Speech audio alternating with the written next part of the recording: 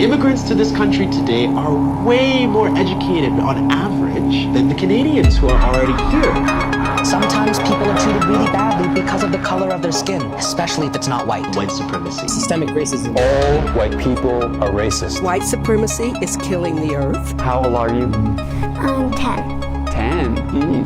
Drag is a way of expression. It can't be bargained with. It can't be reasoned with. It doesn't feel pity, bullies, or remorse, racists, or fear. bigots, It absolutely will not stop. and Nazis. Ever. Until you are dead.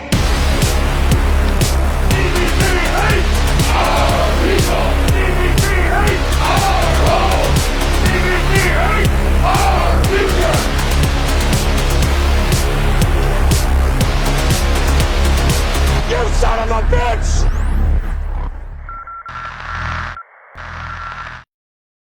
The CBC, the Canadian Broadcasting Corporation, was created for a purpose: to serve the Canadian people, to celebrate us, that we exist, to venerate our heroes, to honor our glorious dead, our loved and lost, to inspire us, and to remember, to tell our stories and tell our children who our grandmothers and grandfathers were, who we are,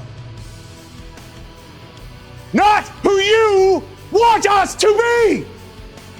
CBC, the Canadian Brainwashing Corporation, has become a failed, rejected, unwanted presence that Canadians have already made their feelings very clear on. So much so that CBC disables social media comments and hides from the public. They siphon billions of our dollars for a service no one wants so they can pay their fat executives their six-figure salaries.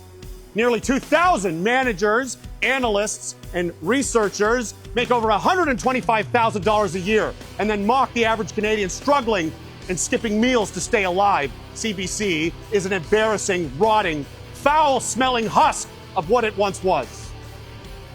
Don Cherry offends you, so he's gone. James Topp, a heavily decorated veteran, marches across Canada with a 65-pound bag on his back for months to get your attention and make a point. But did CBC agree with him?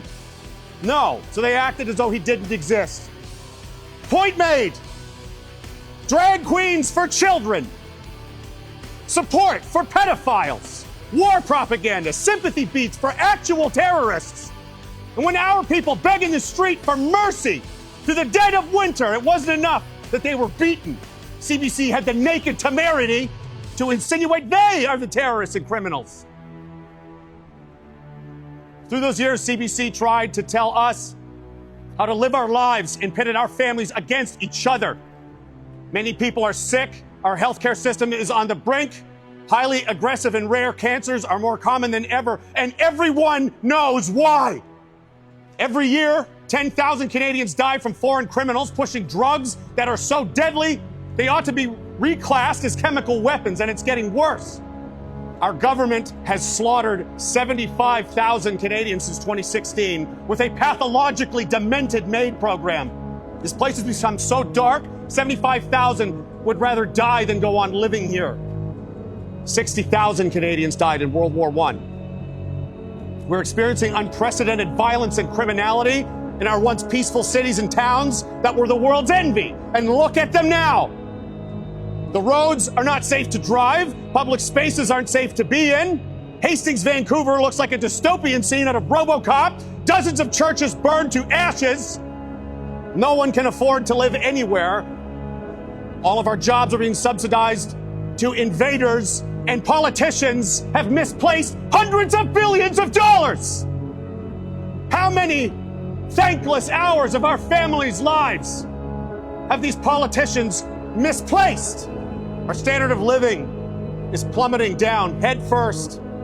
And amidst it all, these multimillionaire politicians who CBC adores so much have never missed an opportunity to give themselves a pay raise.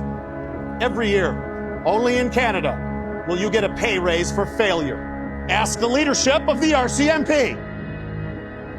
Now Ottawa wants to confiscate firearms, censor the internet, and silence complaints and impart life sentences on anyone who does complain in an effort that makes Vladimir Putin appear restrained and reasonable in comparison.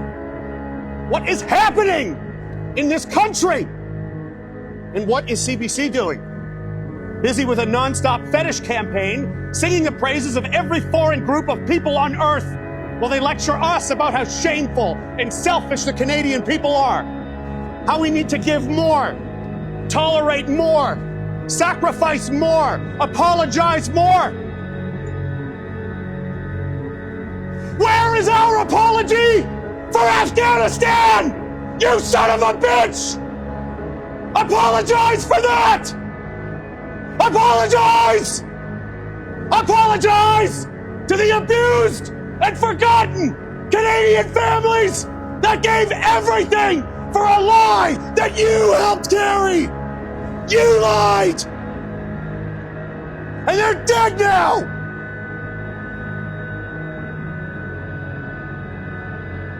We trusted you!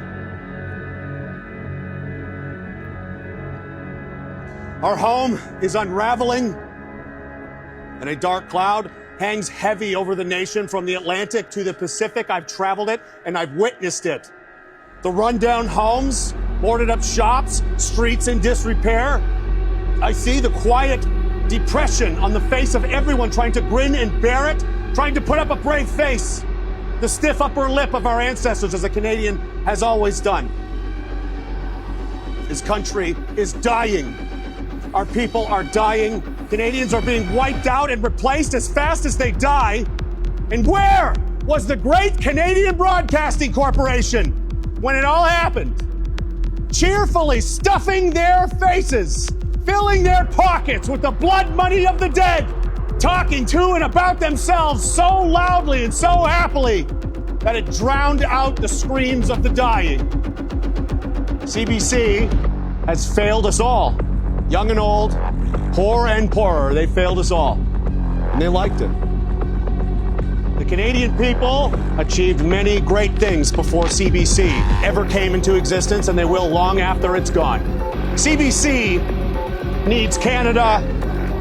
Canada does not need the CBC.